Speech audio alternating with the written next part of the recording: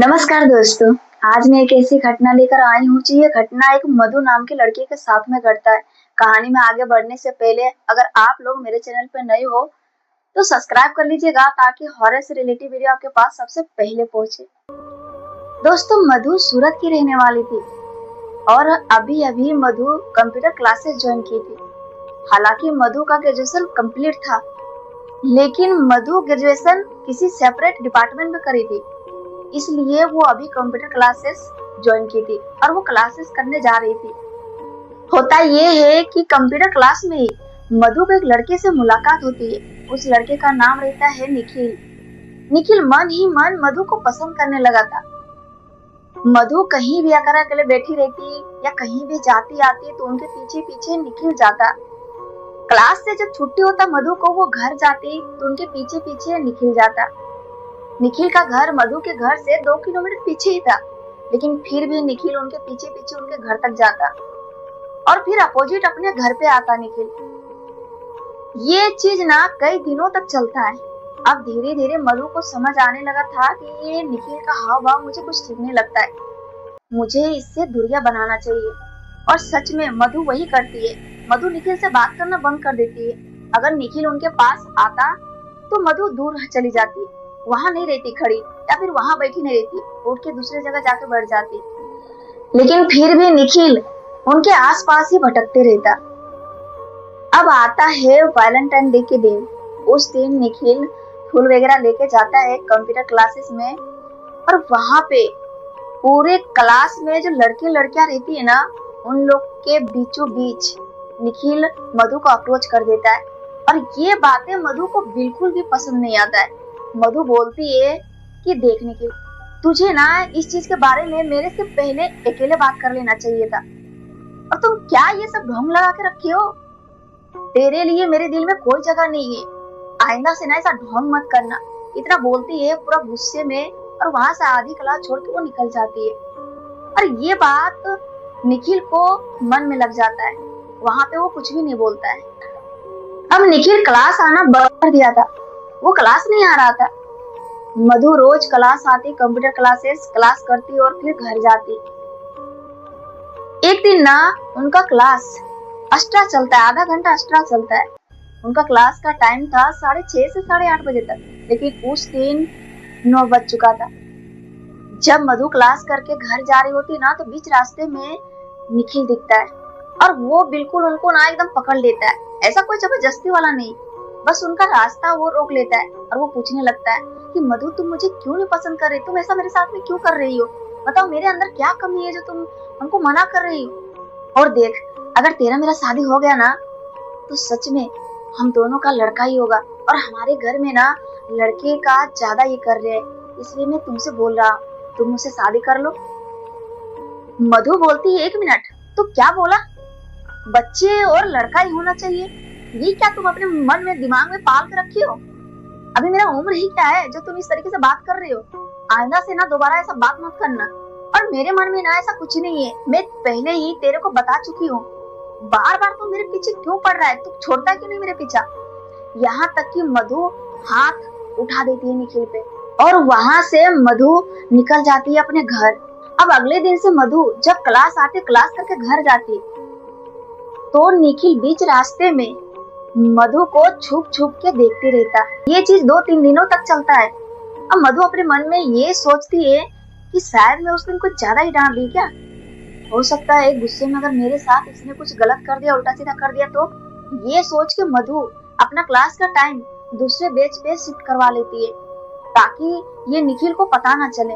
लेकिन क्या हुआ नहीं हुआ निखिल पता कर ही लेता है और फाइनली निखिल उसी बेंच में आता है। मधु से पूरा माफी वगैरह मांगने लगता है, मुझे माफ कर दे मधु, ऐसा मुझे नहीं करना चाहिए था, उस टाइम मेरा दिमाग खराब था, तू अगर बोलेगी ना तो मैं तुझे बहन मानने के लिए भी तैयार हूँ, लेकिन मुझे माफ कर दे। मतलब इतना माफी मांगता है, इतना बोलता है ना, मधु सोचती है शायद ये सुधर गया होगा। बोलता है चल ठीक है, तुझे मैंने माफ किया। निखिल बोलता है ऐसे कैसे, देखो मैं मिठाई का बॉक्स लेकर आया हूँ, तुझे मुंह मीठा तो करना ही पड़ेगा, नहीं तो मुझे एहसास कैसे होगा कि तूने मुझे माफ कर दी।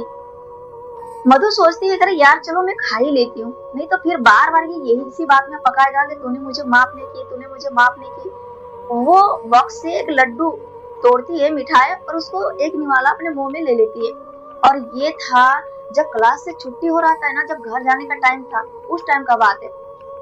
मधु खाती है वो मिठाई और दोनों अच्छे से बातचीत करते हैं। निखिल भी अपने घर की तरफ चला जाता है और मधु भी अपने घर की तरफ।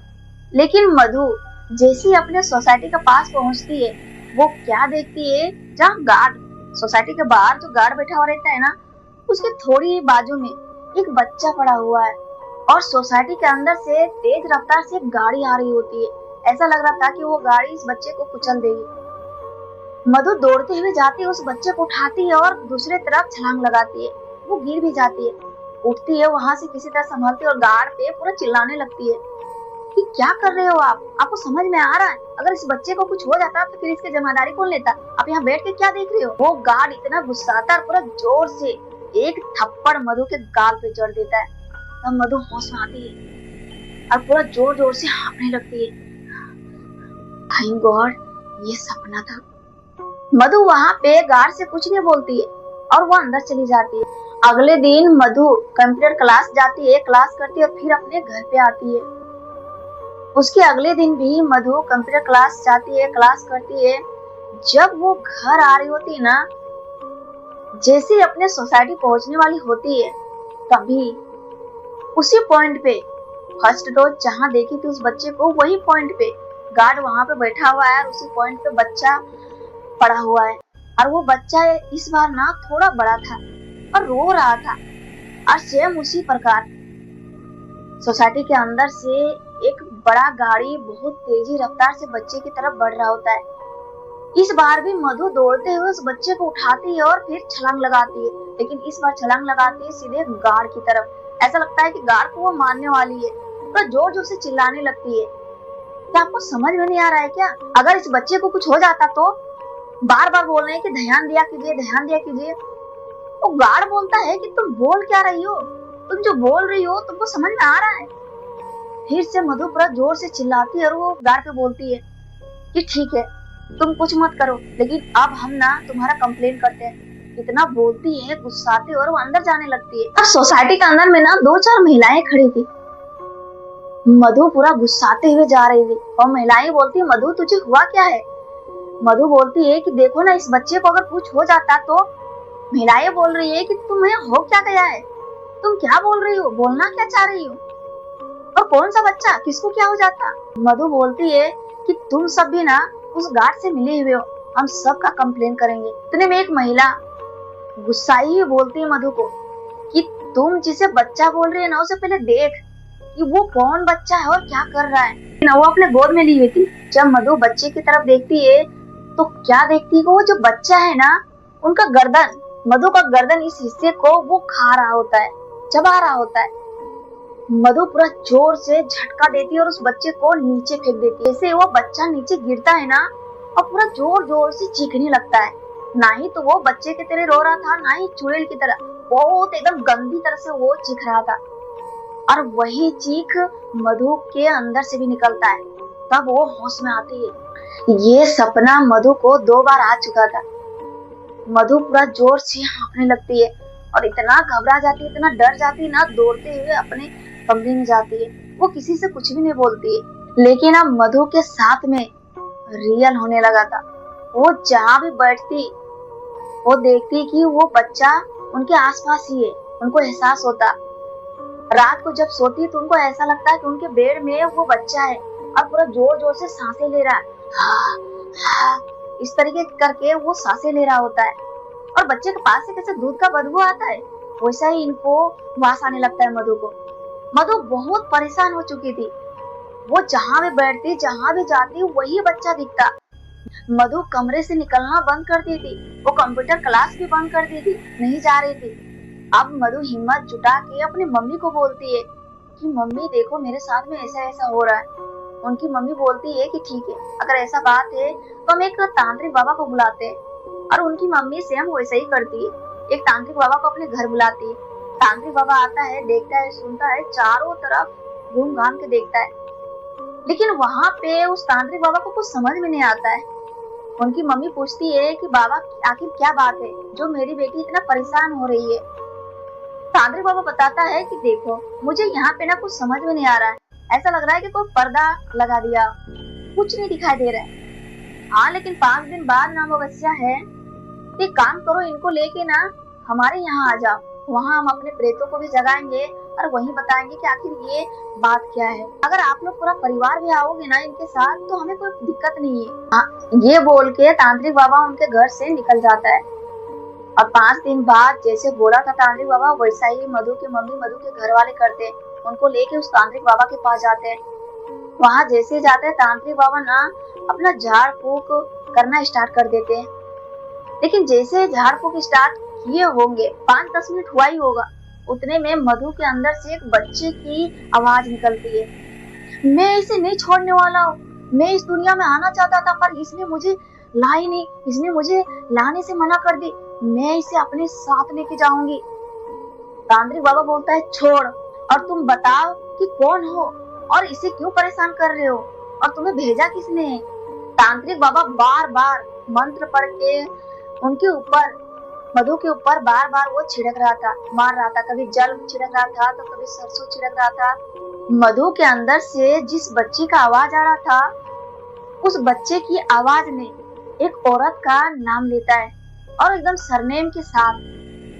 उनके घर वालों को ना तो समझ में आता है और ना ही तो वो तांत्रिक बाबा को समझ में आता है कि आखिर ये है कौन, ये औरत कौन है। वो तांत्रिक बाबा बार बार अपना मंत्र पढ़ता है और मधु के शरीर से उसे निकालने का कोशिश करता है। ये अनुष्ठान ना बहुत देर तक चलता है। उसके बाद मधु के शरीर से जो भी था, जिसका भी आत्मा था, वो निकल जाता है। मधु पूरा बेहोश हो जाती है। मधु के मम्मी उनके घर वाले पूछते हैं तांत्रिक बाबा से कि ये औरत आखिर है कौन, और एकदम सरनेम के साथ बताया है। तांत्रिक बाबा बोलता है ये तो हमें पता नहीं, ये चीजें ना आप लोगों को ही पता करना पड़ेगा। आपकी बेटी को कोई खतरा नहीं है, आप लोग इसे अपना घर ले जा सकते हो, लेकिन हाँ कुछ बातों को ध्यान रखना, इनको ना रात के समय में कहीं बाहर मत जाने देना, तो किसी का हाथों के खाना खाने देना। उनके घर वाले बोलते हैं ठीक बाबा, हम लोग बिल्कुल ध्यान रखेंगे, और मधु को घर ले आते हैं बेहोशी के हालत में। और कुछ देर बाद में जब मधु को होश आता है तो मधु उठती और बोलती है मम्मी मैं कब सोई थी, कब मैं यहाँ पे आई, मुझे कुछ पता नहीं है। मधु की मम्मी तुरंत उनसे सवाल कर बैठती है कि बता इस औरत के नाम को तुम जानती है, और सरनेम के साथ में बताती है। जैसे ही सरनेम सुनती है ना मधु, वो बोलती क्या बोली मम्मी, फिर से बोलो। उनकी मम्मी फिर से वो नाम दोहराती है। मधु बोलती है इस औरत को तो मैं नहीं जानती हूँ, लेकिन ये सरनेम मैं बहुत अच्छी तरीके से जानती हूँ। उनकी मम्मी बोलती कैसे और कहाँ। मधु अब सारी चीज बताती है कि वो लड़का मुझे ऐसा परेशान कर रहा था, मैंने उसको मना कर दिया था, उसने मेरे साथ ऐसा माफी वगैरह मांग लिया था, उसने मुझे मिठाई भी खिलाया था। उनकी मम्मी सारा खेल समझ गई कि जरूर वही निखिल अपने मम्मी से बोल के कुछ करवाया होगा। अब मधु को जो पहले दिखाई दे रहा था हर जगह वो बच्चा दिखाई दे रहा था, उसका वास आ रहा था, वो सब चीज अब खत्म हो जाता है। मधु के घर वालों ने उस जगह से उनको कंप्यूटर क्लास बंद करवा देता है और दूसरी जगह में इनको एडमिशन दिलवा देते हैं। मधु वहां पे जाके पढ़ाई भी करने लगती है।